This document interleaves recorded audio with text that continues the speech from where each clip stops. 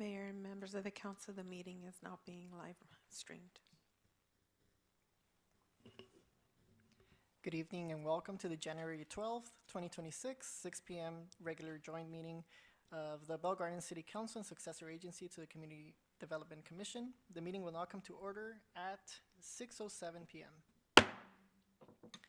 Members of the public may view and listen to the meeting live online through the city's website or as noted on the agenda. If any members should have any conflict of interest, please announce any item you're recusing yourself from due to a conflict of interest prior to the item being heard.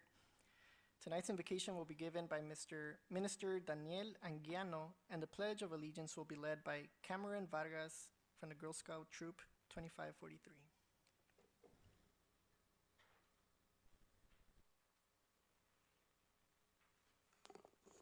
Good evening, Mayor and City Council members. If we can please come to our feet. Heavenly Father, I come before you in reverent fear, and I thank you for giving us the opportunity to be here. I present before you this body of leaders, those who administer and protect our city, Lord.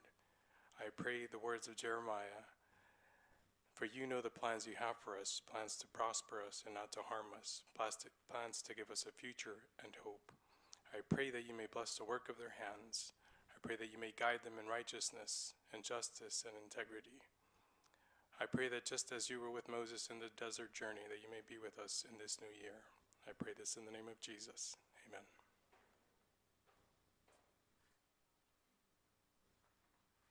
Face the flag. Put your right hand over your heart. Ready, begin. I pledge allegiance to the flag of the United States of America and to the republic for which it stands, one nation, under God, indivisible, with liberty and justice for all. You may now be seated.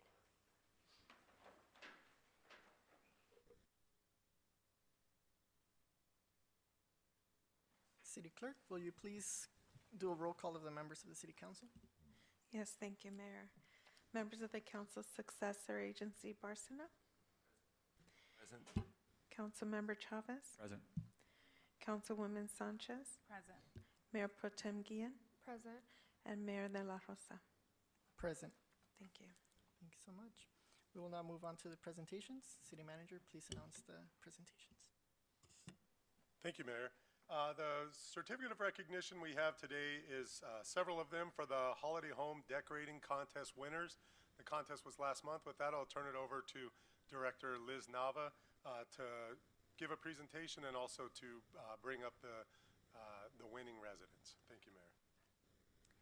Thank you, City Manager. Good evening, Mayor, members of the City Council. I'm very happy to present to you today some of the winners of our annual Holiday Home Decor Contest.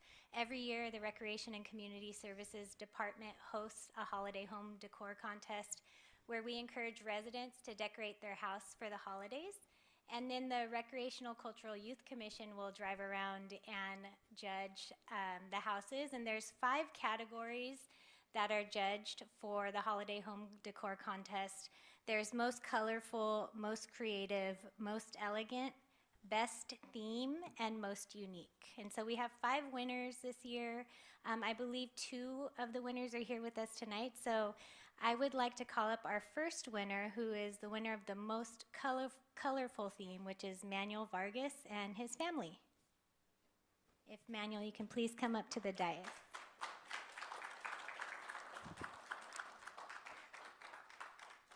And while they're coming up, if I can draw your attention to the screen, you can see here's some photos and a little video of Manuel's house and the reason why they won most colorful.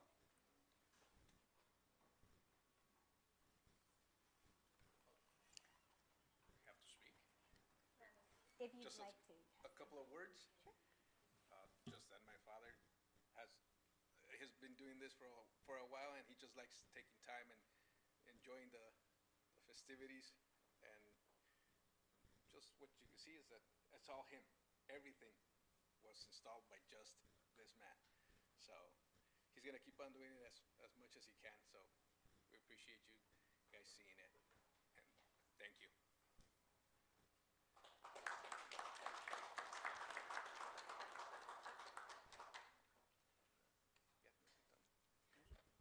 Mr. Vargas. Thank you so much for giving us a show. Really, this is amazing. It really sheds some light onto our, lives and, festivities in this time of year. And, props for the dedication, the commitment to put it all together, and make it all seem, all as one, right? And I must note, I really like the nacimiento. I think that was a really nice touch in conjunction with all the festive, festive characters, right, that we see during this time. So I'll leave the door open for any comments from my colleagues. ¿En inglés o español? Bueno, gracias por es tan bonito, decoraciones que nos deja disfrutar. Como mencionó mi colega, el nacimiento muy hermoso es lo que más nos llama la atención. Y gracias por, como dijo su hijo, ¿verdad? Sí. Por dejarnos disfrutar de esto año tras año. Y esperamos verlo otra vez. Muchas gracias. Dios lo bendiga.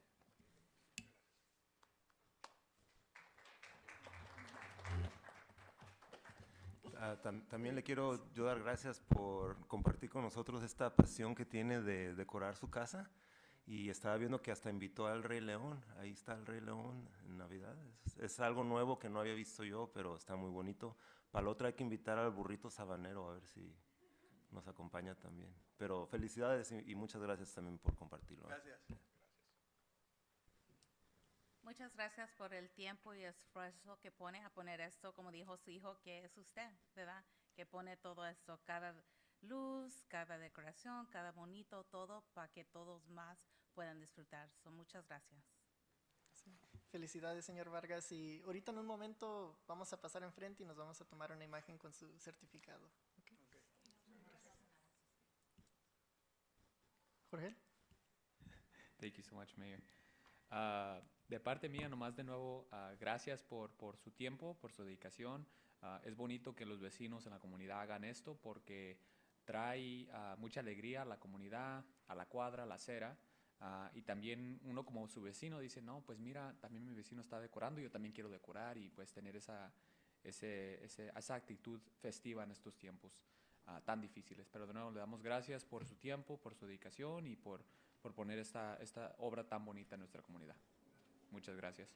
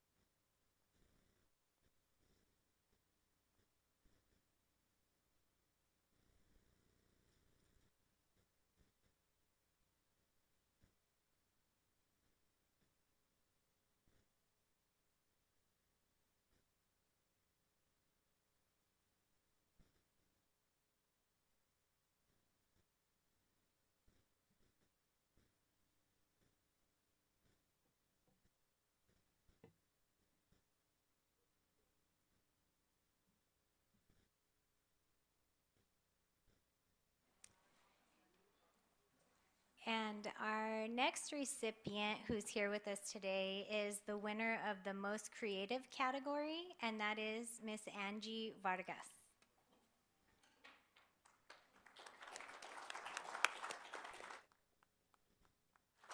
And while Angie comes up, we'll take a look at her house for most creative. You can see the video and a couple photos of her most creative home.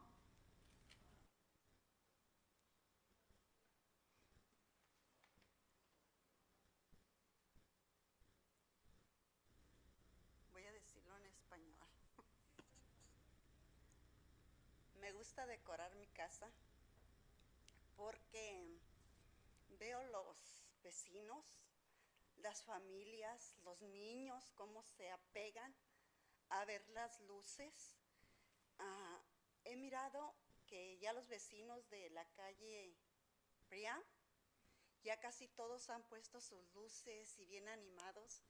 Y me gusta porque vienen y me dicen las familias que los niños les piden que quieren venir a ver las luces de mi casa. Y me siento contenta y alegre y no las quisiera quitar. Nomás las quito y me pongo triste. Digo, ya no están. Porque yo veo cómo las familias van a ver las luces. Y esa es una parte que yo me alegro y me siento feliz. Al ver las familias, los niños, que a veces pongo mi trenecito, este año no lo puse, pongo mi trenecito y van los niños, bastantes familias yo miro. Y ese es mi gozo, porque yo me siento feliz y alegre. Eso es todo. Y gracias a Dios me lo permite hacerlo. Es trabajo, pero hay felicidad y alegría. Eso es todo.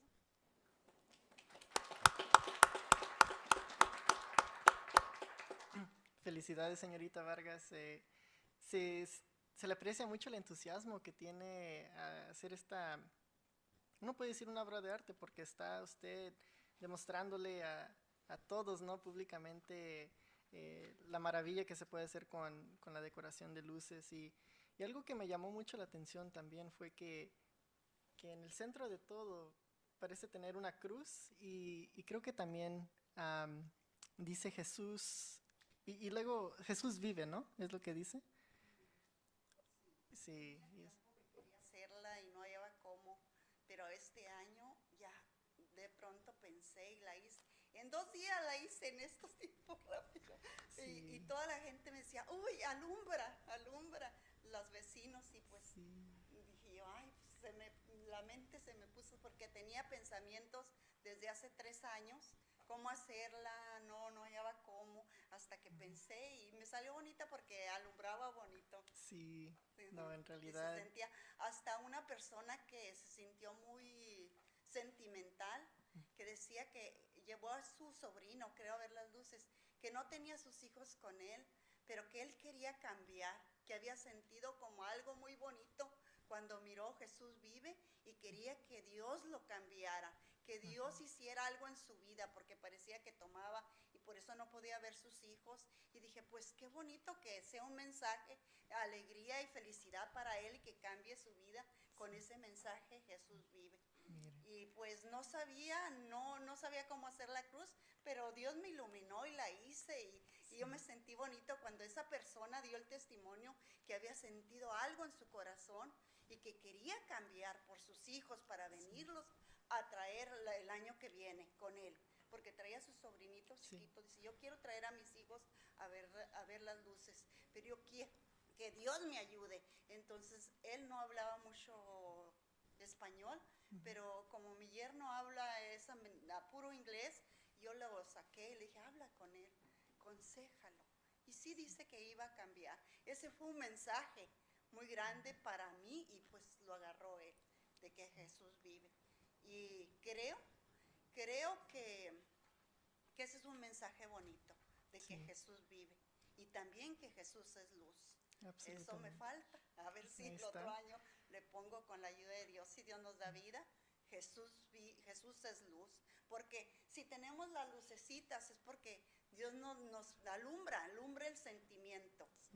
Entonces, pues gracias porque Dios nos da esa salud para hacerlo. Porque ese esfuerzo y poquito a poquito haciéndolo en las mañanas y la cruz está ahí y pues a ver qué sale para el otro año. No solo son lucecitas, sino que también iluminan las vidas de la gente y muy bonito el ejemplo que acaba de darnos. Demuestra el impacto, ¿verdad?, de la creatividad y la pasión que uno tiene a lo que hace. Así que felicidades, señorita Vargas, y Muchas gracias. voy a dejar aquí que mis colegas también comenten. Gracias. Gracias. Lo único que le puedo decir es que Dios la siga bendiciendo con ese don de seguir compartiendo este espíritu navideño, que la siga bendiciendo y gracias por todo lo que hace. Gracias.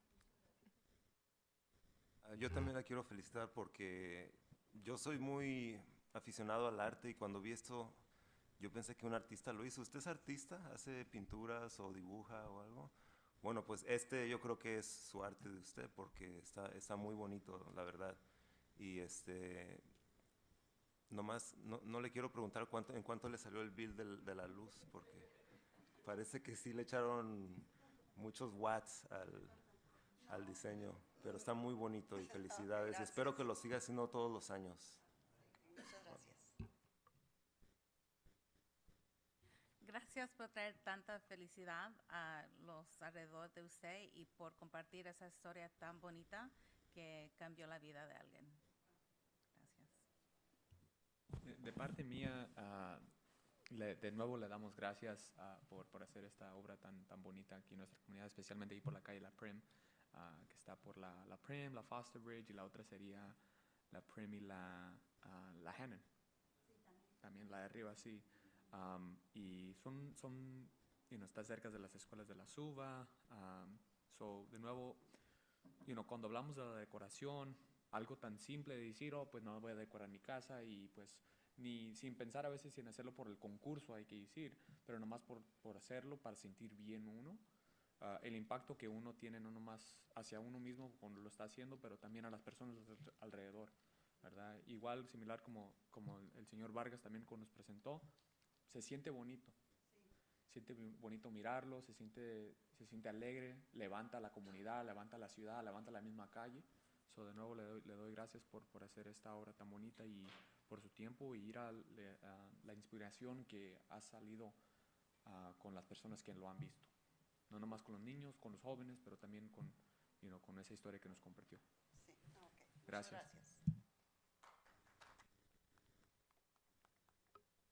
Muy bien, señorita Elena. En un momento nos vamos a tomar una imagen, ¿ok?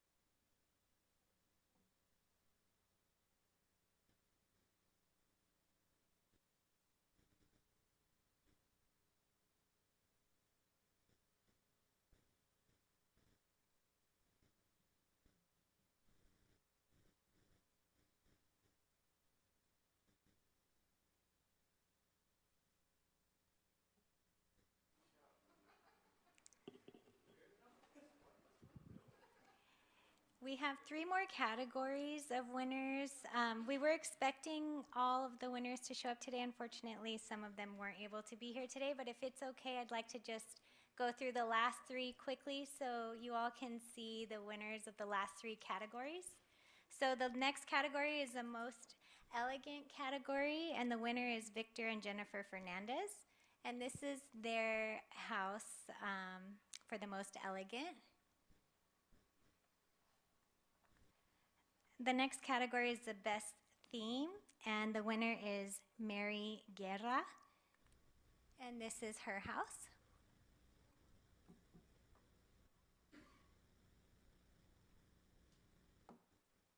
And finally, the last theme, most unique, and the winner of the most unique category is Mayorín Velázquez. Lots of stuff going on.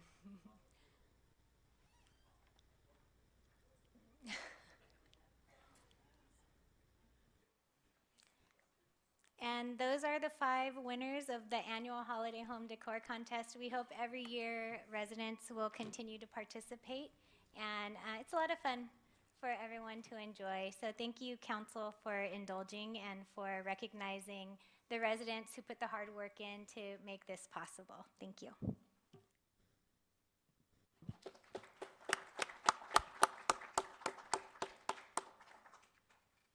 Mayor, if I may. Absolutely. Really quick, thank you so much for that presentation, Director Nava. I had one quick question in regards to the Christmas, the holiday celebration decorating contest winners. What else do they also get, like a prize or something, like a gift card or something? They received a lawn sign and an award maybe pending. Got it. Okay, no worries. Just as a suggestion, I think pretty much. I think it's pretty outspoken about this one. I usually host a Halloween contest. I've been doing it for, this would be my 6th year coming up, and I don't have as many winners. I only have 3 winners, and I usually do most decorative, most creative, and then most haunted. And in part, I only do it for Halloween because less people decorate than Christmas. Christmas is a lot of entries. But you know, for the winners, I used to give like $50 gift cards, like 3 $50 gift cards, you know, and they usually be for like Food for Less or like Super 8 Foods or anything like that. And the last 2-3 years, I've been doing $100 gift cards because I feel like, I mean, $50, you go to the grocery cart and it's like 3-4 items at this point. So I just do $100, and then also because my mom told me, hey, don't be cheap, like give them like $100. So yeah, that's what I'm doing $100 now, and y'all can, the winners can thank my mom for that.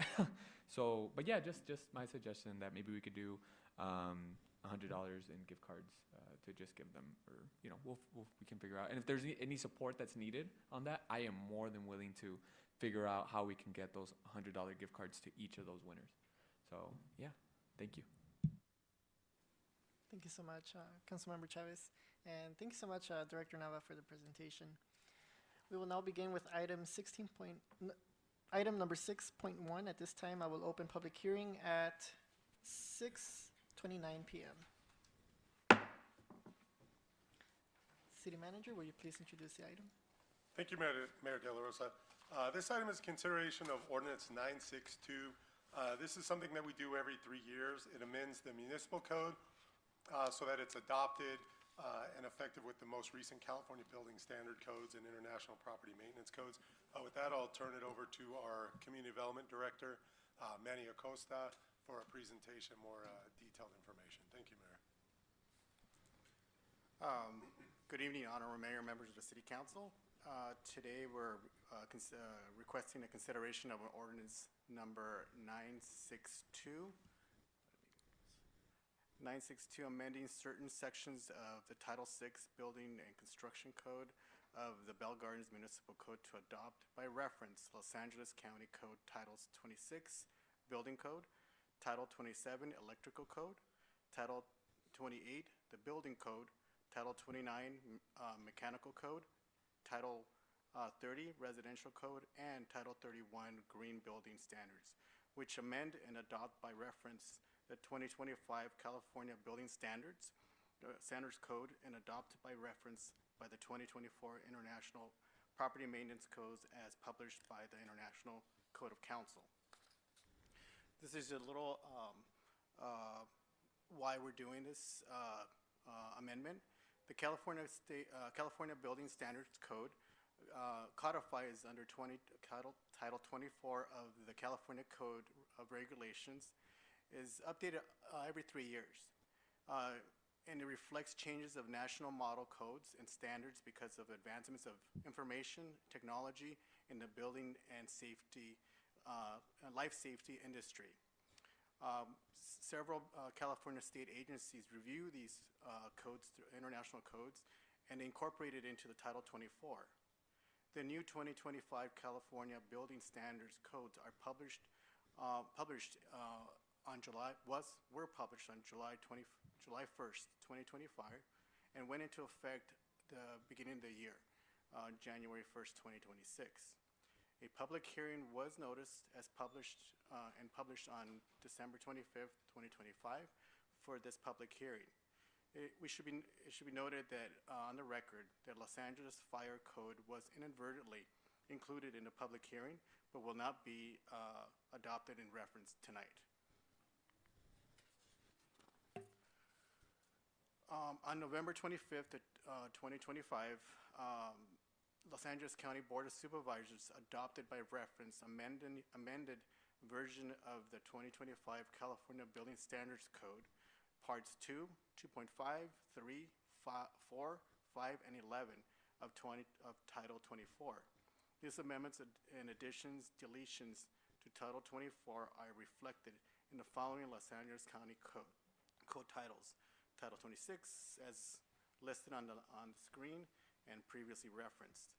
Ordinance number 962 proposes to adopt the Los Angeles County Code titles listed above, which amend Parts 2, 2.5, 3, 4, 5, and 11 of Title 24 because of local climate, topographical, and geographical conditions within Los Angeles County's and the 2024 International Property Maintenance Code.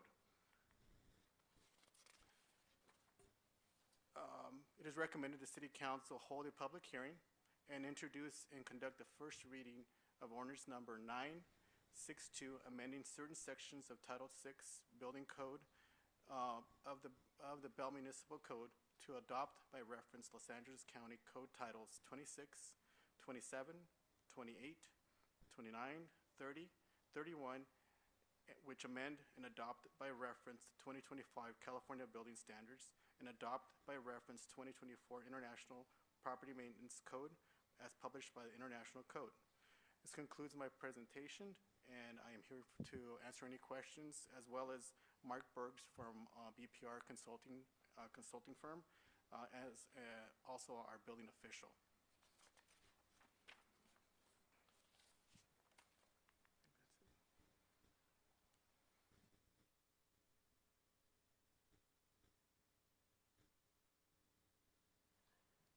Any questions, comments? Yes, I have a question. Just to clarify, you said that as of July 2025 is when the amendments were made, they were revised, but it does not go into effect until January 1st of 2026, correct? Of this year, yes. Of this year, okay. So from this point forward, anybody that submits any proposals for building inspection, things like that, that follow these codes will have to align with what we're putting into effect as of today. Correct. So, yes, and later in the evening, there's going to be another request, but yes, they will be in effect as of January 1st. Just for clarification, so this is a first reading, so it wouldn't go into effect today. It would be first reading today, second reading next meeting, and then 30 days from then, we'll have an adoption. But as Manny mentioned, there is another item on the agenda that will cover that gap. That was my next question about that. That's why I was asking the time. Thank you.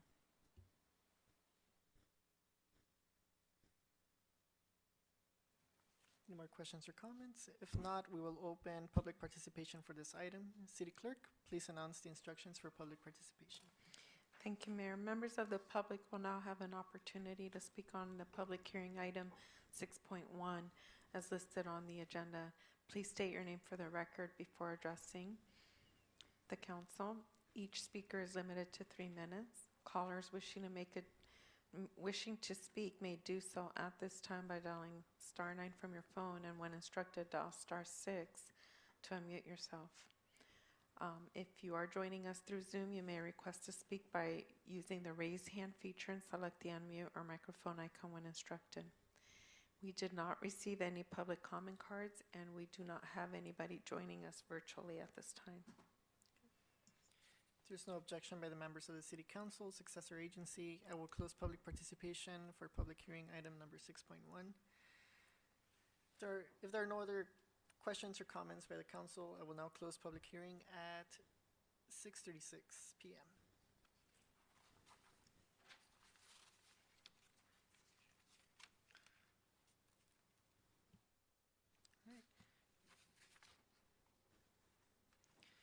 And may I have a motion to waive the full reading and introduce ordinance number 962 by title only, amending certain sections of Title 6, Buildings and Construction of the Bell Gardens Municipal Code. I move. May I have a second? Second. City Clerk, will you please conduct a roll call vote? Yes, thank you. Members of the Council Successor Agency Barcena, Yes. Councilmember Chavez, Aye. Councilwoman Sanchez, Yes. Mayor Pro Tem Guillen, Yes. and Mayor De La Rosa. Yes. Motion passes 5-0. We will now move on to public participation for items not listed on the agenda. Public participation is now open. City Clerk, will you please announce the instructions to the public? Yes, thank you, Mayor. Members of the public will now have an opportunity to speak on items not listed on the agenda. We didn't receive any written comments, any public comment cards to speak on non-agenda items, and we don't have anyone joining us virtually at this time. All right, if there's no objection by the members of the City Council, I will close public participation for non-agenda items. And City Clerk, will you please announce the instructions for public participation for items listed on the agenda? Yes, thank you, Mayor. Members of the public will now have an opportunity to speak on items listed on the agenda. We didn't receive any written comments, and we don't have anyone joining virtually, and no public comment cards at this time. Thank you so much. If there's no objection by the members of the City Council, I will close public participation. Now moving on to item 9, external committees updates. Does any member of the City Council have an update on their external committee?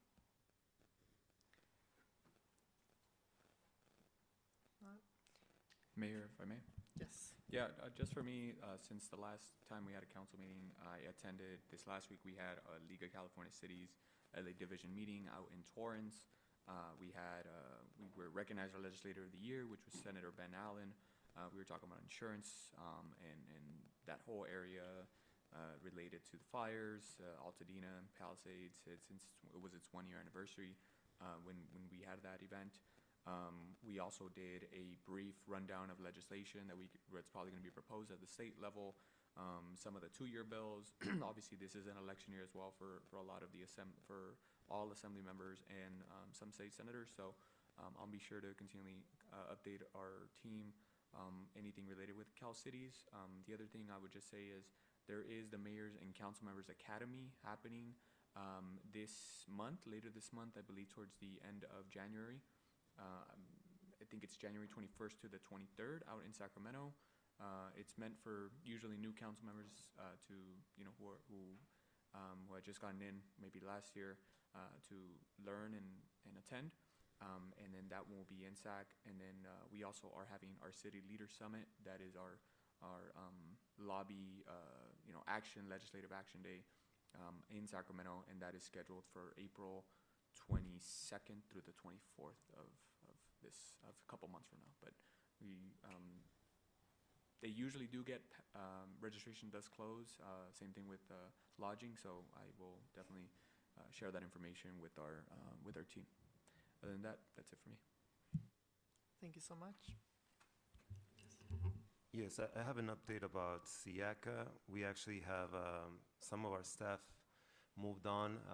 Our executive director has a new job now, so we are looking to hire an interim executive director at SIACA. We also just recently hired a new manager, and we have someone retiring from our finance department, the head of the finance department. So a lot of changes happening in SIACA. I just want to put it on your radar in case you start hearing things, whether it's complaints or questions. There's just a lot of turnover right now. Also, I want to thank Councilmember Chavez. I think he helped get some funding that's actually trickling down into our Hub Cities programming. So thanks to, I think he made a motion and requested some of the funding to stay in that sort of segment of our services. And just aside from that, our interim executive director there is actually doing a great job right now. And we're seeing a lot of positive, very promising activity. And I can't wait to fill you guys in more detail in the next few weeks or maybe in a month. But things are looking a little bit better in Hub Cities. So, yeah. And lastly, I was up in Sacramento for contracts earlier this month. And besides meeting with various of our representatives, I already flagged it to our CM, but we had a total of about $221 in unclaimed property funds from our controller, so we're working on that. Thank you very much. All right. Moving on to item number 10, City Manager, will you please give us your report? Thank you, Mayor De La Rosa. Since the last council meeting, I just want to acknowledge everybody's participation from council, residents, stakeholders, vendors, staff from all the departments for the Winter Wonderland and Holiday Parade event. That went great. Again, another good event to close the year out. We recognize the holiday home decorating winners. That contest was on December 15th. In the middle of December, we started phase 1 of the improvements at Marlowe Park. There's going to be a second phase, so phase 1 goes through March. First phase, they resurface the basketball courts. They'll be doing lighting improvements, improvements to the building, a shade canopy area. And then that'll open up while phase 2 starts. Phase 2 will be to demolish the old restroom and maintenance facility there to install a new restroom. So this will be going on for about the next 6 to 9 months, with phases opening as the pieces of the project are completed. December 19th, we had our free farmers market. The 20th and the 21st were yard sale weekends. We had our monthly family food distribution in December on the 20th. City Hall was closed December 22nd through 25th. Right there at Christmas and at New Year's, there were 2 atmospheric rivers. One of them brought over a month's worth of rain in about a 2-day period of time in December. Same thing in the few days of January, without significant disruptions to the city of Bell Gardens from traffic, tree limbs, storm drains, things of that nature. So thanks to all of the staff and council, everybody that's out there keeping their eyes open, putting information out there and making sure everything's clean and ready to go before the storm gets there. And I think you can see the results from all that work that goes into those preparations, and for all the staff that worked over those holidays out in the rain, making sure that we were able to respond to issues before they became bigger issues. And we did have issues that came up that could have been more catastrophic than they were, that were taken care of by staff. So thanks everybody for that. On Friday, January 9th, we had our free farmers market at Veterans Park at 11 o'clock last Friday. Saturday was the pet clinic. Still time to get rid of your Christmas tree. So if you take it out on your normal trash day before Friday and including Friday, it'll just be taken. If you still have your Christmas tree after that because you're on vacation, as long as you chop it into smaller pieces, you can put it in your, Bernie, is it the compost trash bin after that. Or you can save it and take it to the beach and do a bonfire. It's legal there. So another option for you. This Saturday, January 17th, it's our monthly family food program for the month of January. Friday is the art and yard sale. It's back up and running again, and this Friday is also the free farmers market. So if you want to come and get free food, it's available on Friday, January 23rd at Veterans Park. Strategic plan is still moving forward. Department heads met with the consultants for about 6 hours, 7 hours just before the holiday break. So we expect to be bringing that to council here in the next few weeks. And wanted to mention, Councilmember Barson mentioned hub cities. As you may remember, the council, along with the other councils in hub cities, approved a loan to get them up and running and to keep them operating. They came in and made their first payment last week to repay the loan. So as the council member mentioned, their financial condition in the short term is better than it was at the time, with hopeful for the long term as well. Final thing, just on tonight's consent item, I just always like to mention there's $200,000 in grants with the Gateway COG that we're a member of.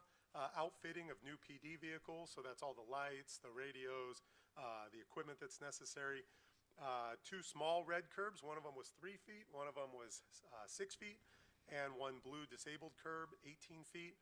Those are requested by residents or businesses and go through Traffic and Safety Commission. A new agreement with the operations and maintenance for the operation and maintenance of the city water system. That's a water system that there is an RFP out to look at proposals for a potential sale of that water system. In the meantime, still has to be maintained, and that contract could be canceled if later on down the road it became unnecessary. Requested amendment to extend IT services agreement through the end of the fiscal year while an RFP process is completed. And then finally, the installation of 2 speed humps on Crest between Florence and Clara. As a reminder, the speed humps are requested by residents. There's a process. The residents went through that process. And the result is 2 speed humps there on Crest. So with that, I thank you, Mayor De La Rosa. Thank you, Council. Thank you so much, City Manager. We will now move on to consent calendar. Does any member of the City Council wish to pull an item for separate discussion? And if not, may I have a motion to approve items 11.1 through 11.14 for the consent calendar? I'll move to approve 11.1 through 11.14. Second that. Thank you so much. City Clerk, may we have a roll call vote? Yes, thank you. Members of the Council Successor Agency Barcena, Yes. Councilmember Chavez, Aye. Councilwoman Sanchez, Yes. Mayor Pro Tem Guillen, Yes. and Mayor De La Rosa. Yes. Motion passes.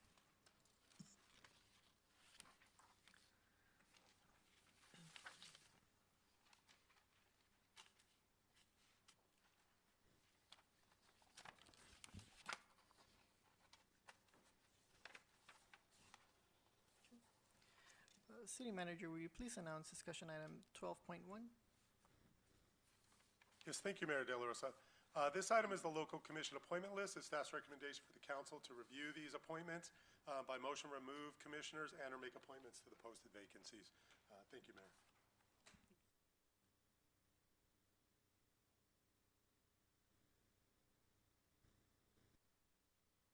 Does any member of the City Council wish to make any changes to their? No changes for me. Yes, I make a motion to add Pedro Trujillo to the Traffic and Safety Commission. I'll second that.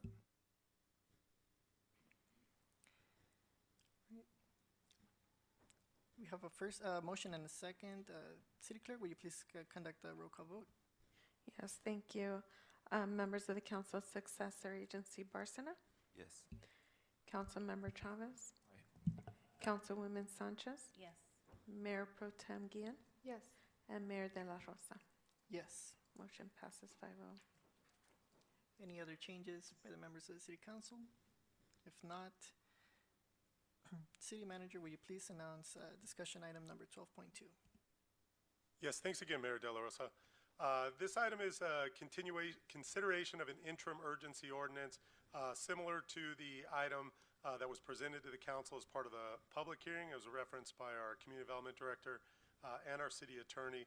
With that, I'll turn it over to our Community Development Director to provide some more information to the council on this item. Thank you, Mayor.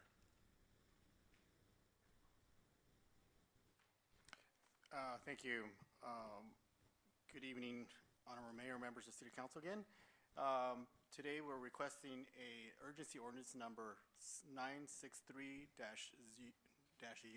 amending certain sections of Title VI, building and construction of the Bell Gardens. It's a little different. Bell Gardens Municipal Code, adopting by reference Los Angeles County Code Title 26, Title 27, Title 28, Title 29, Title 30, Title 31, which amends and adopts references of the 2025 California Building Standards Code and adopts the reference to 2024 International Building Maintenance Code as published in the International Code Council.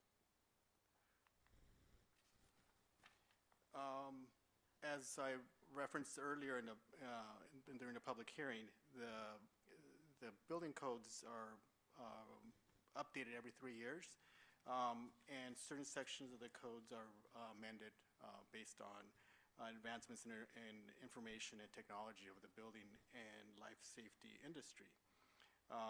As I also mentioned, several agencies review it and make recommendations to amend the Title 24 for the state code. The new 2025 California Building Standards Code were published on July 1st again in 2025 and went into effect January 1st, 2026. The interim urgency ordinance is presented as a measure for the immediate protection of the public health and safety and welfare. The adoption of urgency ordinance is to avoid conflicts or confusion in permits and approvals and enforcement. The urgency ordinance requires a 4/5 vote and shall be terminated in 45 days when the ordinance 962 goes into effect.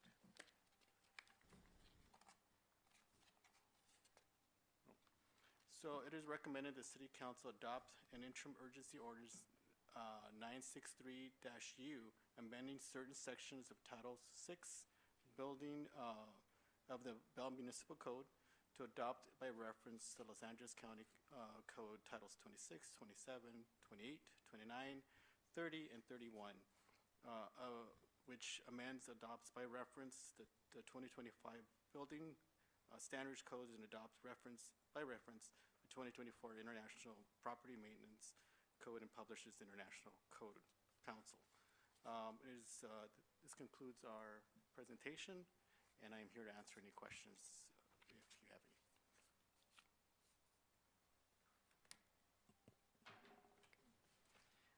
any. If there are no questions by the council, may I have a motion to adopt and a second to adopt interim urgency ordinance number 963-U, amending certain sections of Title 6, Buildings and Construction of the Bell Gardens Municipal Code. Move. Second. We have a motion and a second. City Clerk, will you please conduct a roll call vote? Yes, thank you, Mayor. Members of the council and successor agency, Barcena. Yes. Councilmember Chavez. Aye. Councilwoman Sanchez. Yes. Mayor Pro Tem Guillen. Yes. And Mayor De La Rosa. Yes. Motion passes. Thanks so much. Moving on to the next item. City Manager, will you please announce discussion item 12.3? Yes, thanks again, Mayor De La Rosa.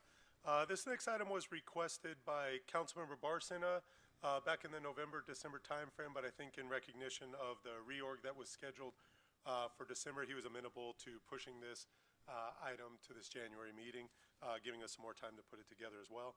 So this is an update on the original aquatics project prior to the aquatic center that was done a couple years before. To give you an update on this item, I'll turn it over to our Public Works Director, Bernie Iniguez, to provide more information. Thank you, Mayor. Thank you, Mr. O'Kelly. Good evening, Honorable Mayor and members of the City Council. Project Manager Desi Alvarez is here, so I'll go ahead and begin with the background on the project, and then I'll hand it off to him to talk about the specifics of the project. So with that, for background, the Los Angeles River Upper Reach 2 Watershed Management Area, which we'll call the WMA, is a sub-watershed of the LA River watershed. The WMA encompasses 7 cities, and those are Bell Gardens, Commerce, Cudahy, Huntington Park, Maywood, and Vernon. In all, these 7 cities have a total area of 22.21 square miles.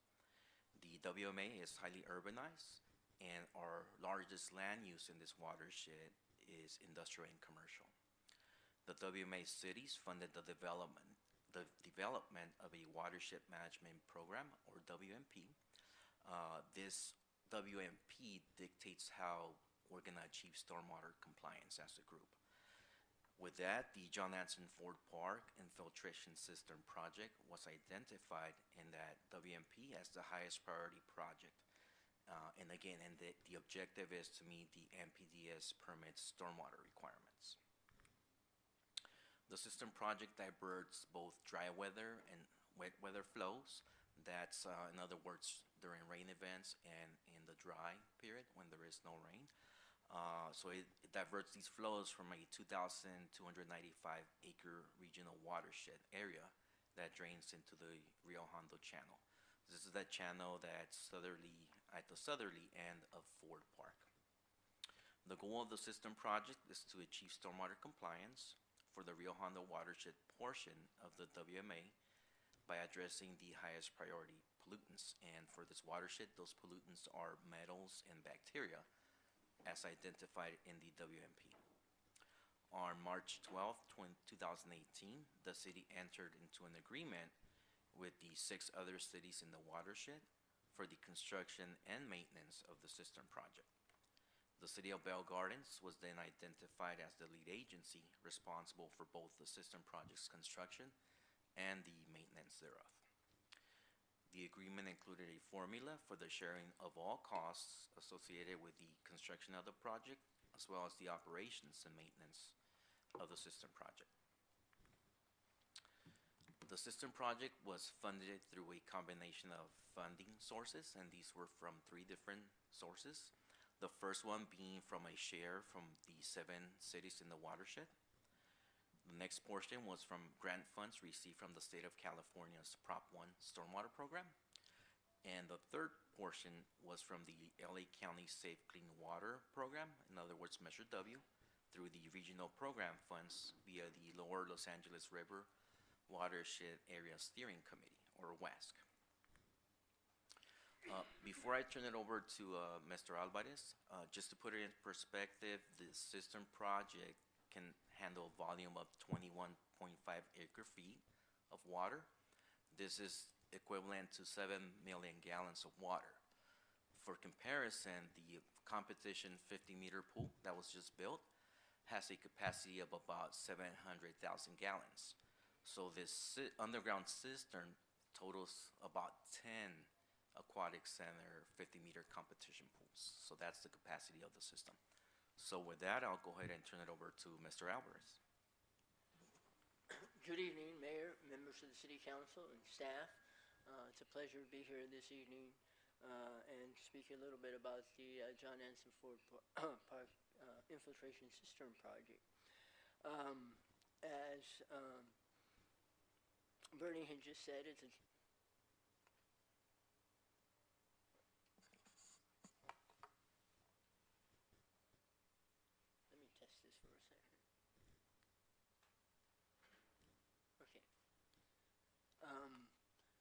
It's a 21.5 acre-foot retention and infiltration basin that's buried under the ball fields in John Anson Ford Park. So what are the main components? The main components being the infiltration capture system itself, which consists of precast concrete structures. They're stacked structures.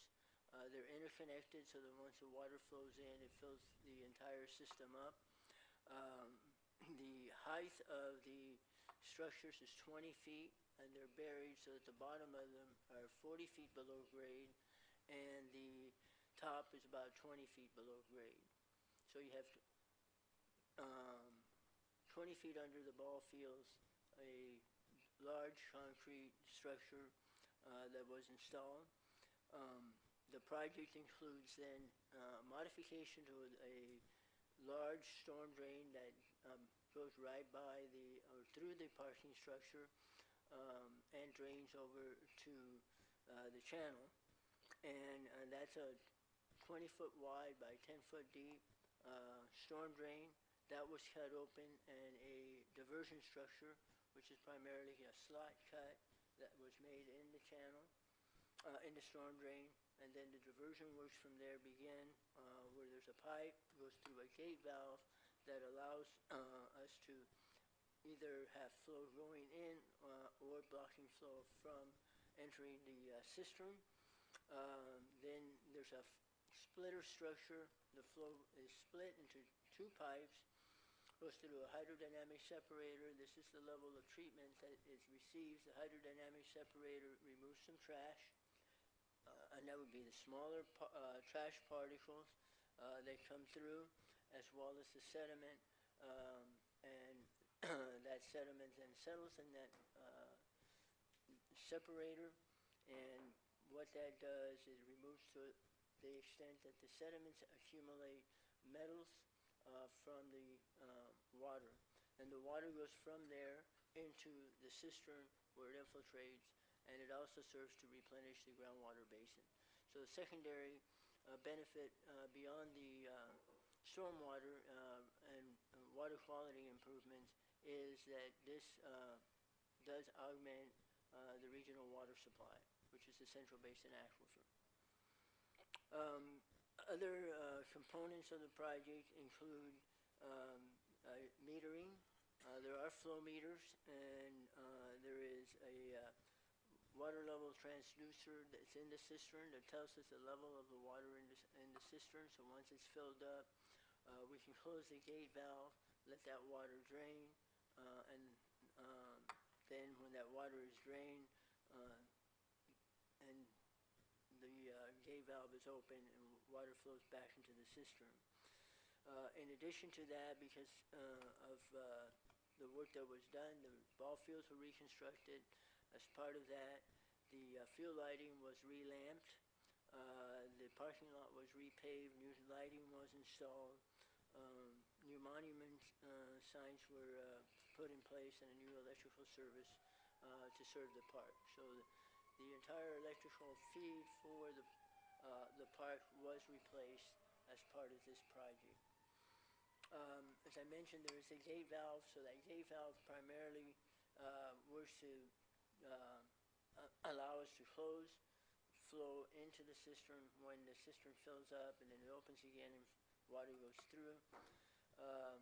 And the flow is metered so that we can kind of keep track of how much water is flowing through the channel. The cistern does divert about 100%. Go to the next slide. The project does divert 100% of the dry weather flows, and by diverting 100% of the dry weather flows, we basically are diverting all of the flow between the rainstorms, and that's pollutant load that's not reaching the LA River at all. In that sense, earlier as part of the stormwater permit, it was mentioned that the project has two primary water quality targets that it's supposed to meet. One is bacteria and one is metals. We can remove all of the bacteria from reaching the LA River by the fact that we're diverting the dry weather flow as well as any metals. So during dry weather, you have 100% capture. The water is diverted, goes through the hydrodynamic separator into the cistern, and none of it reaches the LA River. During the wet weather events, they're large. Once the cistern is filled, 21.5 acre feet, which is a significant amount of water, but at the end of the day, one storm generates a lot more than 21.5 acre feet of water. You will capture that first flush as a storm comes through, which tends to be the higher level pollutant load, but then the storm water moves through and does reach the LA channel. And so there is some reduction in bacteria, and there is some reduction in metals, but those still go through the system in dry weather conditions. The project became operational in spring of 2025, and it captured its first storm in April 2025, which was basically the last storm of the wet weather period for 25. And then throughout the summer it was functioning, and all your dry weather flow was diverted, and there was a storm event in September that was also captured in the storm drain in the cistern. And at the end of that event, we were tracking how long it was taking to drain the cistern. It takes, once it's filled up, and this will vary, we're going to be gaining knowledge about this as we experience operation of the system, but it took about 28 days plus or minus to drain, which is a little bit more than had been anticipated. So what are our next steps? Our next steps is really to learn a little bit more about the operation of this system and really focus on operation and maintenance. Obviously, this is a big investment, and it's a critical component for not only the city of Bell Gardens, but for the watershed management group cities, which are the 7 cities that were earlier mentioned, to be able to meet their stormwater permit requirements. And the operation of these systems is something we're all learning about. This is a novel, new approach that's being implemented throughout the county. There are other similar types of systems. They vary a little bit in how they're designed and how they're level of pre-treatment is accomplished, but effectively, we're in a learning stage in terms of operation and maintenance, but the maintenance of these systems is going to be critical in order to ensure that they're properly operating and are meeting their intended purposes. So what are our next steps in that direction? We will be monitoring, as I said, the entire system, and we'll need to budget for that monitoring and that maintenance. And so right now, that's estimated to be about $100,000. And what we will be learning over time is if that's going to be enough or not, and what is the actual cost and what is the level of maintenance. We anticipate some of these things, but we don't have a handle 100% on all of them.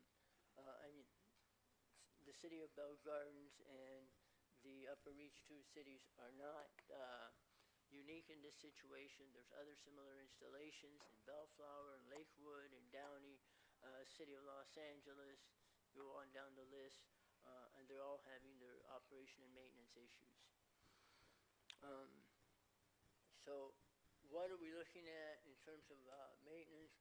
I mentioned there's a diversion system, so that is going to be accumulating sediment and debris, and we'll see pictures in a little bit of what we're talking about here. But right up in the storm drain where it was modified, there is a grate before the water drops into that diversion trench and then out to the cistern. And there's debris that accumulates on the top, so that's affecting the overall performance in ways that was not anticipated. And then there is the accumulated sediment load that will builds up both in that diversion trench and it was intended to just build up in the hydrodynamic separators. So both of those are maintenance issues. And how frequently they have to be cleaned is something we're learning about, because we don't know how much sediment is coming down in each one of these systems. They're all unique. They all drain urban watersheds, but the urban areas that they're draining are slightly different, have different characteristics, and will generate different amounts of sediment. So that requires that there'll be a lot of hands-on inspection in the first couple of years until we have a well-established performance standard. There's an instrumentation and data collection system that will require some maintenance. And we're finding some issues right now with just the flow metering because of the way the actual water is flowing versus the way it was theoretically anticipated to flow. So there are calibration issues, and there are overall instrumentation problems that we're encountering. It's going to require some modification to the instrumentation system. We already are seeing that. The pre-treatment system will need to be inspected regularly, but it will need to be cleared of blockages. Since it acts as a sump, it will have to be pumped out periodically, and that's a fairly major event that needs to be done.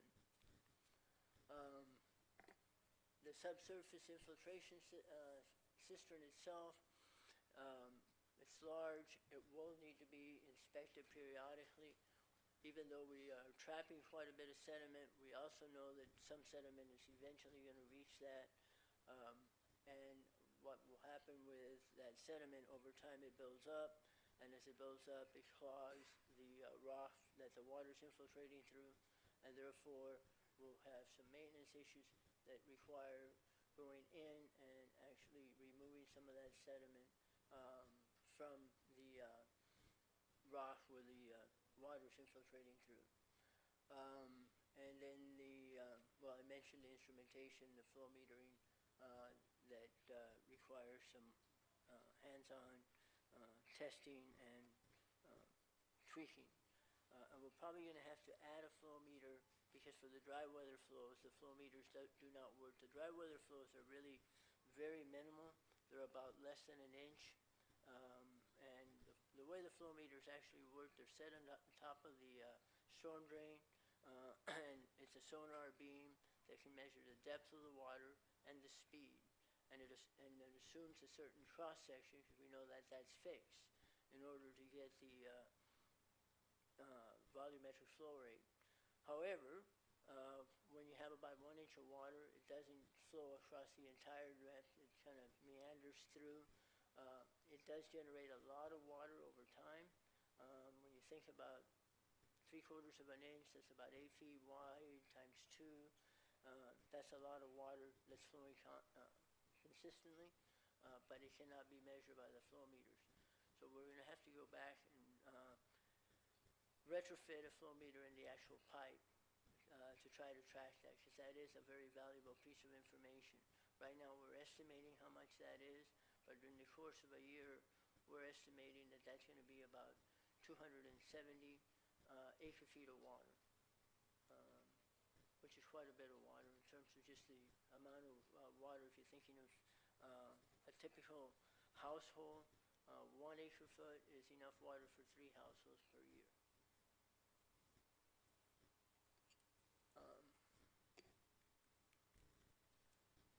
So where are the next steps? The agreements for the construction of the John Anson Ford Park infiltration cistern project did include a maintenance or anticipated a maintenance agreement between all of the cities to help pay for that maintenance. So that MOU needs to be adopted, and it's in the process of being adopted. Various cities have, and others are coming up on their adoption. There are some short-term replacement and operational issues that include primarily the meters and the instrumentation control panel that we're seeing some issues with. Then we'll have to adjust some of the manholes. It's one manhole in particular because it's easy to adjust. It's in the grass area on the north side of the ball field, and put that to grade. Right now, all the manholes that provide access to the infiltration cistern are buried about 9 inches deep below the ball field play surface. There's a float switch that needs adjustments, and that needs to be done periodically. And in that regard, there was a team out there on December 30th, went down that manhole, adjusted that float switch, and just was able to walk a little bit at the bottom and see that there is sediment already accumulating at the bottom of the cistern, which is a little bit sooner than anticipated theoretically. So there's inspection work that will have to be, continue to go on, and then just instrumentation upgrades that need to be made. Here are some pictures under construction and then some of the issues that we're talking about. The first picture in the upper left is just under construction. These are the actual concrete precast boxes that were assembled underground. You'll see that they have holes in them, so that's when the water comes in, it kind of just fills up, and the water rises across the entire structure at a uniform rate. The middle picture in the upper one is just a closer up of give you an idea of where those boxes are sitting, how large they are. The picture in the upper left is the actual diversion works. So on the upper left, the upper right, I apologize. So on the right-hand side of that picture, the upper right picture, is the actual storm drain. Then that rectangular box encases the pipe that comes out of the diversion work. That first circular manhole houses the valve. From there, there's a splitter structure. The flow is split into 2 pipes, and those large diameter structures are the hydrodynamic separators. They're large stainless steel screen structures. Any small particles of debris that gets through gets trapped in those, and the sediment settles out. Theoretically, they were supposed to capture about 95% of the sediment. Whether it's set 95% more or less, we don't know yet. That would be something that will need to be determine as we gather information over the course of the next several years. But we do know that there's sediment that goes through that because we've already experienced it in the cistern. The picture in the lower left-hand corner is just to give you an idea of the size of those boxes. So they were sized for future maintenance. You can get a small loader in there and be able to scrape the bottom of that. The holes that you see in the middle of that,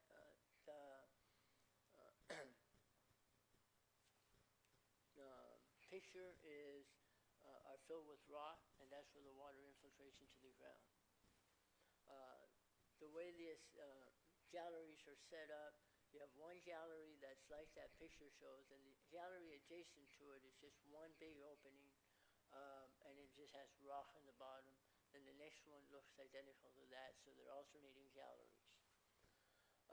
The picture in the middle, on the lower middle, is on the northerly side of the cistern, and those two holes that you see there are where the 48-inch connector pipes come in from the two hydrodynamic separators.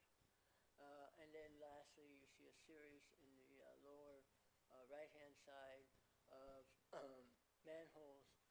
Those are the manholes that are spread out throughout the ball field, and they are buried about 9 inches below the surface.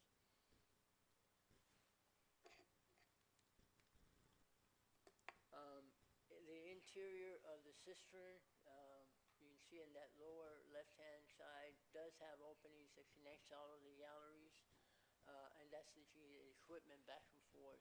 So the equipment can go up and down the gallery, and then to move it between the galleries, there will be openings like that. The middle picture shows the actual storm drain that was cut open. That storm drain consists of two boxes. Each box is 11 feet high and 10 feet wide. And that's the storm drain that moves through and goes out to the channel. Then the picture on the right-hand side, that shows what the conditions were recently here that we saw when in December 30th. You see the accumulation of debris there.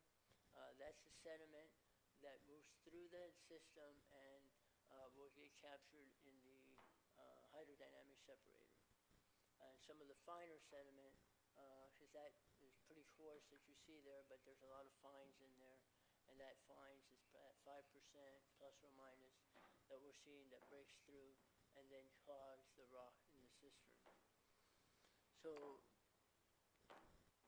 some of the other issues, you can see some of that sediment again on the left-hand side. The valve is partially open there, and that sediment is being pushed out with some of the water flow. When it's cleaned out, and it does need to be cleaned out from time to time, the pipe then becomes clean. That's that second picture from the left, and pointing out the valve seat because the valve is completely open there. And then if you look further downstream, you see a concrete column. That's the splitter structure where the water is split. And then the two pictures on the right are the pictures of the storm drain today, and that is the actual diversion. So the water's coming in, you're looking downstream, and water comes in. There is that grate. Most of the trash in that water, that's large trash, it doesn't come through and into the actual diversion works. It's moved through under large flows, it's punched out, but otherwise it does settle, and we're finding out that that buildup is there quite frequently. That's some of the issues that we're seeing also with all that trash, that the flow meters don't work quite the way they're supposed to work, because we get inconsistent readings in terms of what we're seeing coming in versus what's going out, and those flow meters are measuring both. And so there's some more studies that need to be done there. But after you do clean the storm drain, you basically see on that picture on the far right what kind of looks like when it's all clean and that first flow comes through. But water's moving through there all the time, even dry weather flows, like I said, it's about, varies between 1/2 and 3/4 of an inch in depth.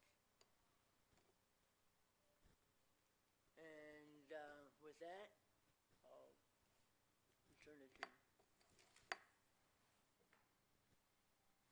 Thank you, Mr. Alvarez. To continue on, as far as fiscal impact, the actual construction of the project was a little over $19 million. That was design, construction management, and actual construction. When you think about that, that plus the $31 million for the aquatic center for Fort Park proper, that's $50 million of improvements. As far as the operations and maintenance, as Mr. Alvarez discussed, we're looking at $100,000 just to begin, to be paid by the 7 cities. The O&M budget will be adjusted annually based on our actual cost of operations and maintenance. So based on a budget of $100,000, the Bell Gardens annual share of the cost would be $12,800, and this would be funded through our municipal Measure W funds. So we will not be using general funds for the O&M. In conclusion, the system project is now operational. As Mr. Alvarez mentioned, it is a pilot project, and there will be issues that we'll be dealing with. As with any project, we'll adapt and find solutions as any issues come forth. It is diverting stormwater and urban runoff from the Rio Hondo Channel, thereby reducing pollutants into the ocean, while at the same time recharging our groundwater table here in the Central Basin. While construction has completed, the system will now require this annual O&M to ensure that it performs as designed, with this cost again being borne by the 7 watershed management area cities. So the cost share formula would be half of the amount will be split amongst the 7 cities, and the other 50% would have been based on a percentage based on land area. So that's what makes up the cost. So it is staff's recommendation that the City Council receive and file this update on the cistern project.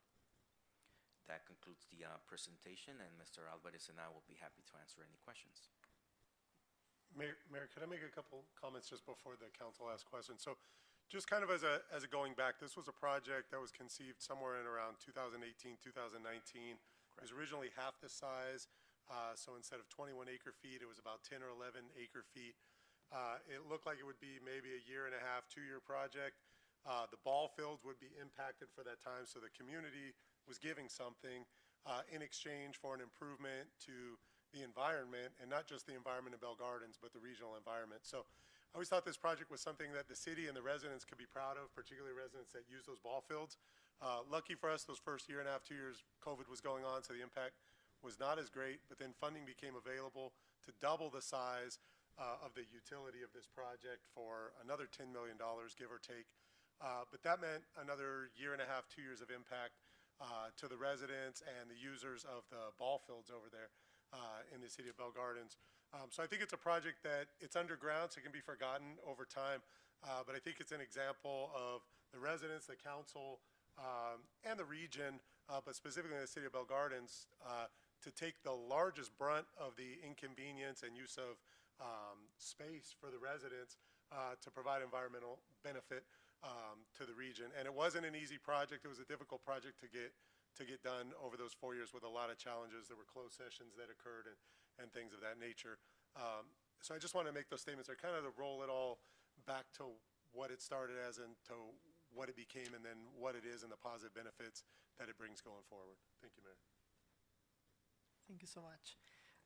That was a lot of details, a lot of moving parts. I would say also it would require a lot of analysis, a lot of tracking over the years. So just a comment, I'm curious to see how, this proposed budget is going to fluctuate over the years.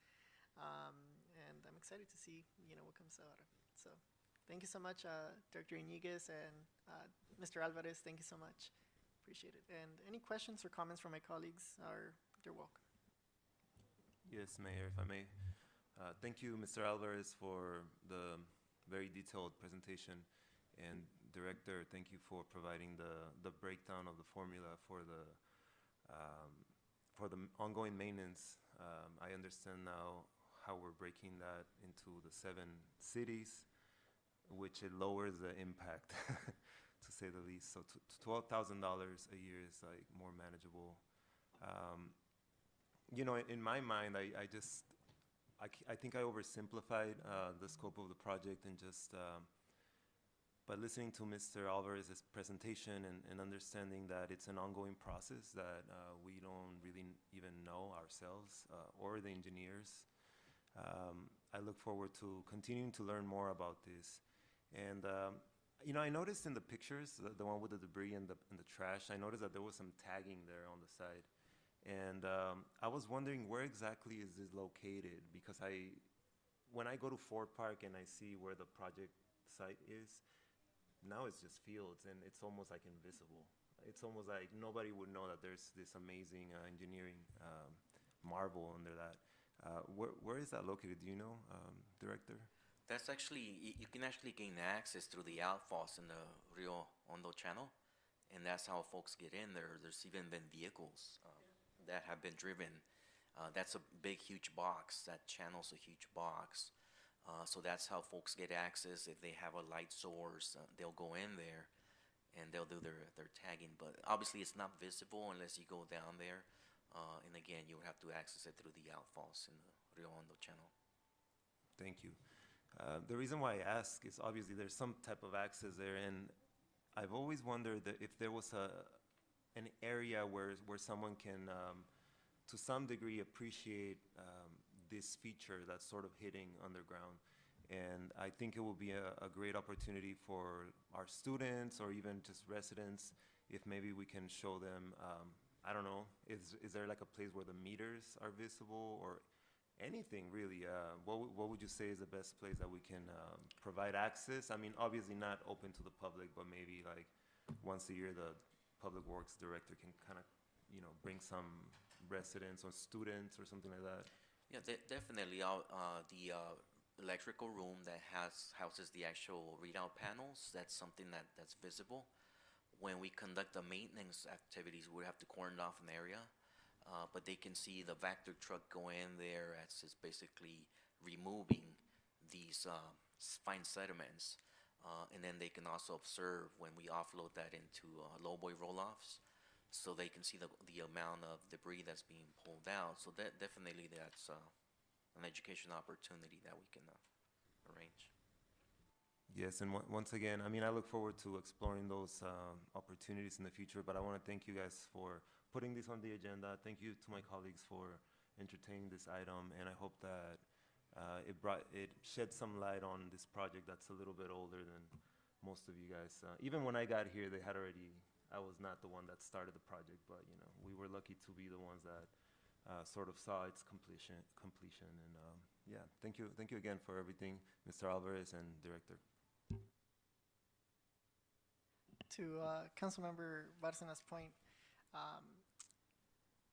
it would be neat to see like a little info board.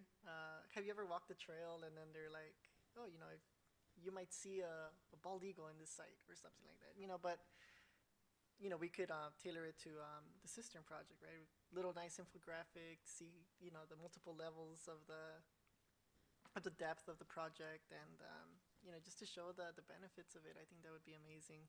That's just an idea. It'd be cool if we could see something like that, you know, showcasing it so it doesn't get forgotten, right, over the years. But that's amazing. Again, any other questions, comments from my colleagues? And if not,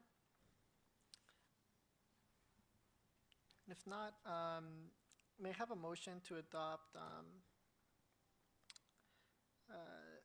motion to receive and file this item, please?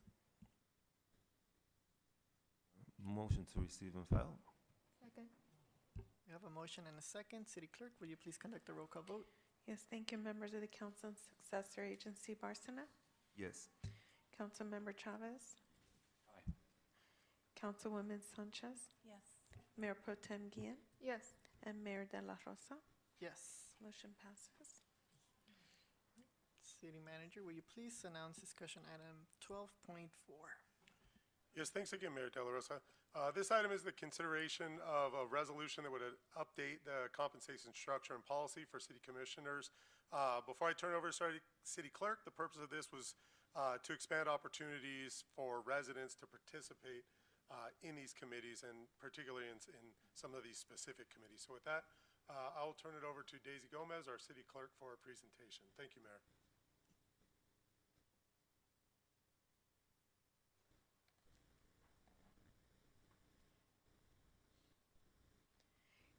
Good evening, Mayor and members of the council.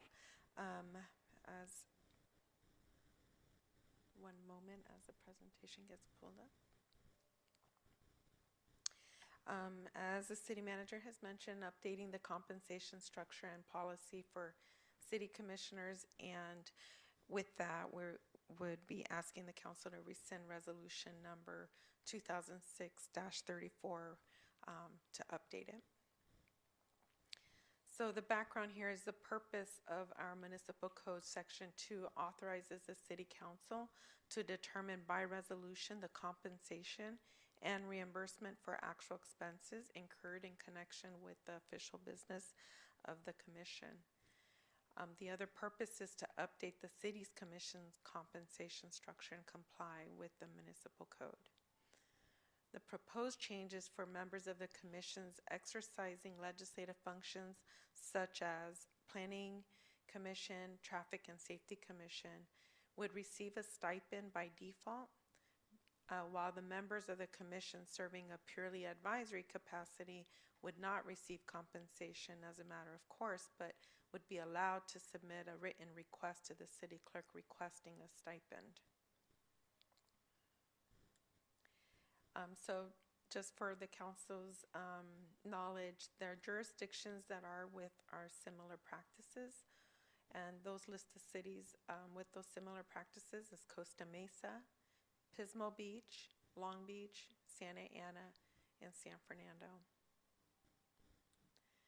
And so at this time, it's recommended that the city council adopt the attached resolution approving an updated compensation structure and policy for city commissioners, and to rescind the dated resolution number 2006-34. And with that, if council has any questions, me and the city attorneys are here to answer any questions.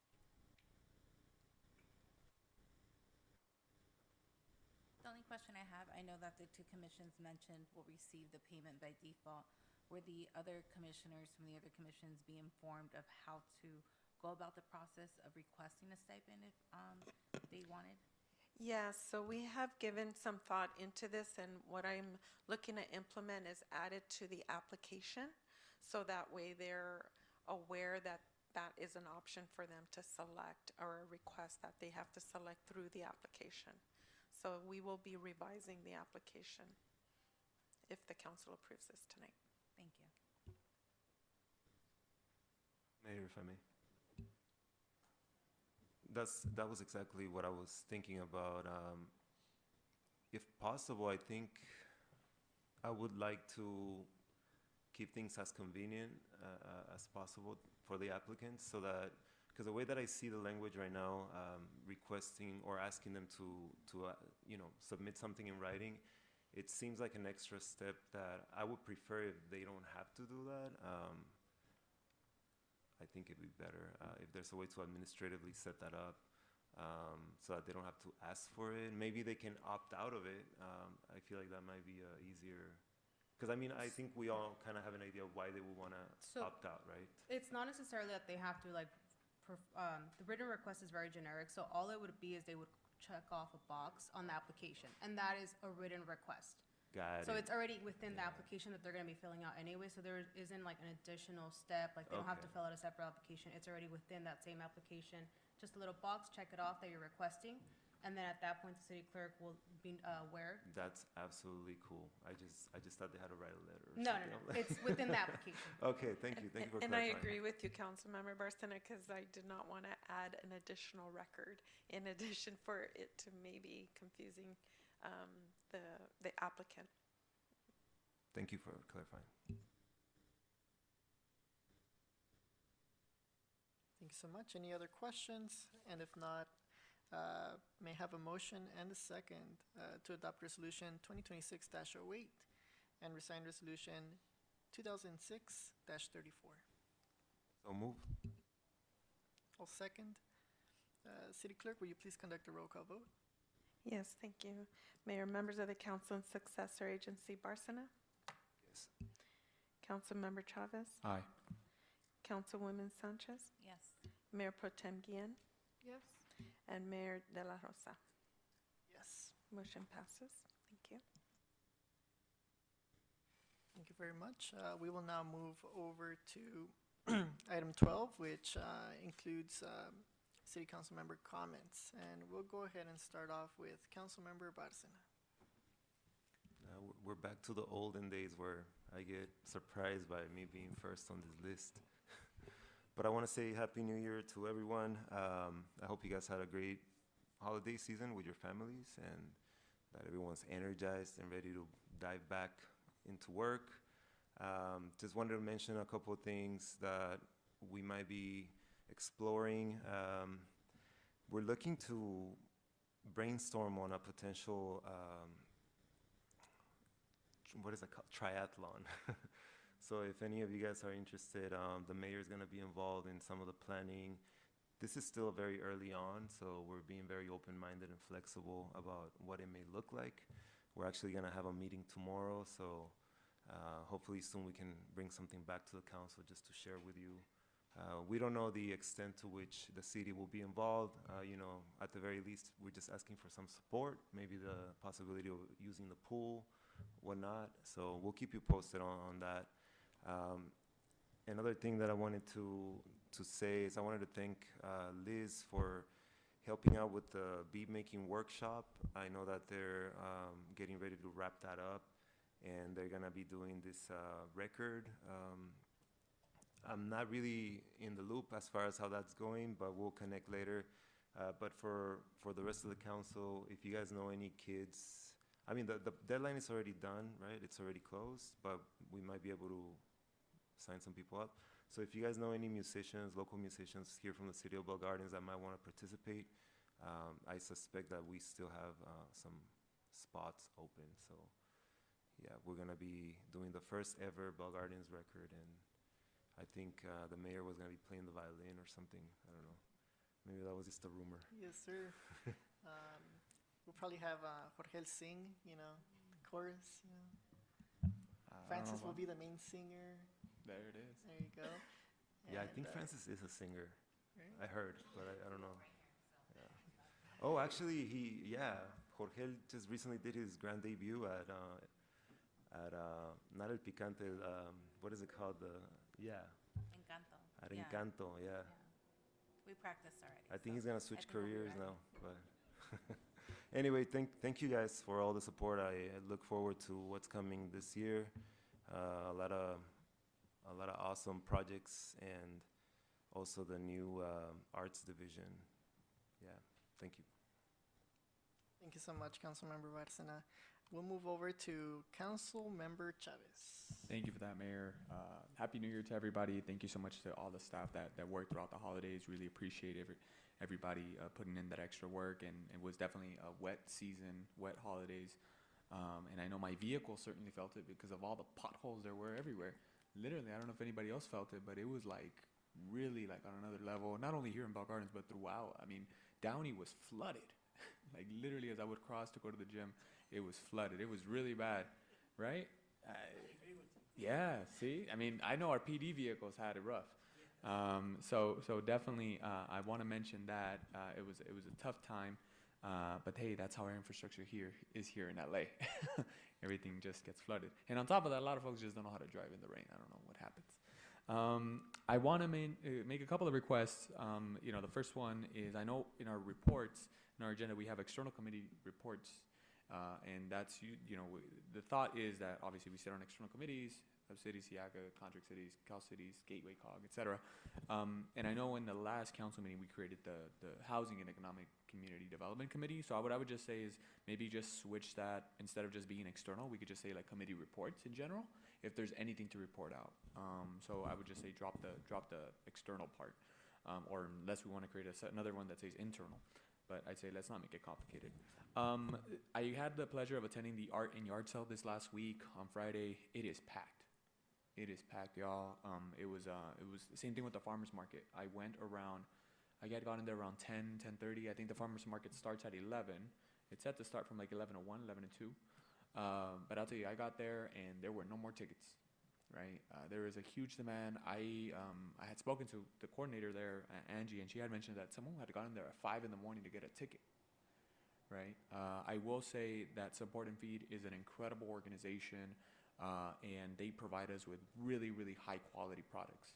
You walk in there in Ross Hall, the operation they got going with organics. They have like organic waste stations on every corner. They have peppers and different seasonings they give. I really just want to thank Support and Feed for the incredible work and for really partnering up with our great city and all the staff that's come out. I know I did see some volunteers there too. I would invite everybody on the council to check it out at the next farmers market, just to kind of see how the whole operation is set up, and then also to walk through the art and yard sale. Something that consistently came up when I was doing my walk was residents are still afraid, right? That is a consistent thing that residents shared with me, that they're afraid, that obviously it was a holiday season, but still they're hoping that this year is better, but that was consistently some message that I was hearing from the community. I also, that same day, they also had a New Year's celebration at the Senior Center right there, and I had the pledge to attend that as well. So I really appreciate the Recreation Community Services strive to always have different events and settings for our seniors. So thank you for that. Final things that I want to mention or request perhaps is, I don't know if it's just me, but I noticed specifically that there's a lot of bulky items throughout the city, right? Whether it be mattresses or furniture or sometime when I was taking out the trash, I think 2 weeks ago, it was during the holiday season, but I was taking out the trash and I see a vehicle and it was really packed with a lot of different, I don't know if they were collecting stuff or maybe they were dropping off stuff. But regardless, I did notice that there was a lot of bulky items. Obviously, I know that there's I think I might be the #1 requester on my street for sure, in terms of submitting pictures and sending items. And our Public Works, I see the messages they picked up, when I get that response in the app. But I want to mention that I think, and I want to put this back on Athens really, if possible, maybe we can reach out to Athens, have them come out, present to us exactly the process that they're engaging when it comes to all the bulky items that there are throughout the city. And I noticed that residents, they put out the bulky item usually the night before the day of the trash pickup, but because it's on the sidewalk, they don't pick it up. Athens doesn't pick it up. And I understand that there's a process of putting it inside the bin, and if it's not in the bin, they're not going to take it. But I mean, if it's a drawer, or if it's whatever the thing is, if it doesn't fit or your trash can's already packed, not to mention the fact that we have a lot of residents in duplexes and triplexes, etc., there just isn't enough capacity. And what I would ask is if the Athens driver can get off the vehicle and actually start putting the stuff in the truck instead of just leaving it there and the trash can's all picked up. And I know in the past I've had issues where I'm driving on the street and all of a sudden I just see trash cans in the middle of the street. I don't know if anybody else has seen that here throughout the city. So to the point where we had to request them to actually make a video of how to engage and put out the trash and stuff. So what I would ask is if we can make contact to Athens, reach out to them, have them come to present to us. And I know in the last meeting I had requested Prime Store to also come out. I believe we already engaged on that, but I think to my understanding they're going to come at the next meeting. Finally, same thing with the street sweeping nationwide. I've gotten complaints that the street sweep passes like an hour after it's supposed to pass. I know we had that during a couple of neighborhood watch meetings where some residents on Jamoneria, I heard it at the farmer's market on Granger, that they say, yeah, but it passes after, an hour after. It was from like 8 to 12. Not to mention, I know my time's about to expire. I don't know if I get to continue going. I'm almost done with my last couple of seconds. Yeah, there you go. You can see it keeping going, and then 30 seconds, and I'll finish at 30. Yeah, on Granger, and the thing is that residents either don't go to work, or their schedule gets messed up, or they don't purposely go to the doctor in the morning because they're waiting to move the vehicle so the street sweeper can pass. So unfortunately, when it passes an hour after, they're like, and they're all just waiting in the car. So anyways, so I would just say if we can reach out to Nationwide and just kind of do, And they have video. They showed me a ring Council camera. member, can I Yes? ask you something for clarification? Yeah, absolutely. Are they saying that the sweeper passes by, like outside of the schedule of the posted? Yeah. Because that's a problem, right? Like that's not. It yeah. says, for example, it'll say in the video they showed me, and they have timestamps. It'll say from like 8 to 12. You can't park there. The street sweeper passed at like 12:30 or 1. And then they don't even cross. Do you know how they're supposed to go on the sidewalk, like right next to the sidewalk? The cars are all parked there because it's past the time, and we can't ticket them because obviously it's not within the time. So the resident was frustrated because they're not even cleaning the street at that point. So that's what I was And what I always tell back to the residents is like, okay, well, obviously the anecdote is important, but what we need is like the actual evidence. And when they take out that ring camera, there's and it has the timestamps. That's where it shows clear night as day. And it was on Granger too. And at first I thought, well, maybe it was the holidays because I know we postponed it for the holidays, but it was just that week, which was this first week of January. Anyways, I'll go ahead and end it there. But thank you so much for that. Appreciate it. Thanks so much, Councilmember Chavez. Moving on to Councilwoman Dr. De Leon Sanchez. Thank you. Last Friday, January 9th, was Law Enforcement Appreciation Day. With everything going on, I just want to let Bell Gardens PD know that I greatly appreciate you guys, all the work that you guys do, not just that day, but every single day. Also, I know that we had swim lessons, sign up. A lot of people did sign up. They were there at the park. I know that the request is like, when can they sign up again if they missed it? So please call 562-806-7665 for more information of when there's going to be swim lesson registrations again. And then going back to some of the things that my colleagues mentioned about the bulky items, yes, I have been seeing that a lot. I have been getting residents, telling me like what's going on with everybody just putting their bulky items out. A couple of the things that I just wanted to address to the community, to our residents, this is our home, right? We say that Bell Gardens is our home. We want to keep it clean. We want to make sure that we're living in an environment that we're comfortable with, and also our neighbors. So a couple things that I'm going to ask the community to really work on, just as a community, to kind of like help each other, is those bulky items, and then respect the stop signs. I cannot tell you guys how many times throughout the couple weeks that I was able to be in the city more often, because obviously I was on vacation, seeing the number of people just running stop signs. And my concern especially is in front of Ford Park, because I live a block away from there. And there's a lot of more foot traffic now because of the pool, because of all the sports centers, people playing there. And I would hope that residents and people that just pass through our city respect the traffic laws, especially stop signs, by schools, by parks. Just be conscientious of where you're driving. The other thing that's been brought up in the past, but for some reason residents like keep bringing this up, is if you have a pet, please pick up after yourself. Like, I know that we have the doggy bags all over the parks, and if you are walking your pet, throughout the streets, it's very unkind to your neighbors that you leave, your dog's mess in front of their yard. And so that's something that's been brought up a lot. So yeah, I'm just going to ask everybody to be neighborly and clean up after your pets, okay? So thank you so much. Thank you. One last thing, sorry. And I know that people are asking, like, where can I report all this? I always tell them to download the Bell Gardens Connect app, because that's an easy way for you to go ahead and report things, and it's going to get distributed to the department that it needs to. So thanks. Thank you so much, Councilwoman Dr. De Leon Sanchez. Up next, Mayor Pro Tem Isabel Guillen. Happy New Year, everyone, and I'll be brief. Going off the doggy issue, I don't know if there's a way that we can, obviously not all throughout, but in some corners, provide like doggy bags, like stands. I don't know if we can look into that. And also, I would like to see if we can engage with Caltrans and try to see if we can clean up our entries in the freeways, because that's also an issue. And I know our neighboring cities have also said that is an issue that in their city, because we're an avenue. But that'll be it for me. Thank you so much. And again, Happy New Year's to everyone. And what a year it was last year. It was great, seeing everyone at the holiday festivities. It was awesome. Just an idea to throw out there, just to put it on everyone's radar. A resident reached out asking for support to see if we could possibly facilitate a space during the Valentine's Day, which it lands on a Saturday. This would be great to facilitate, like,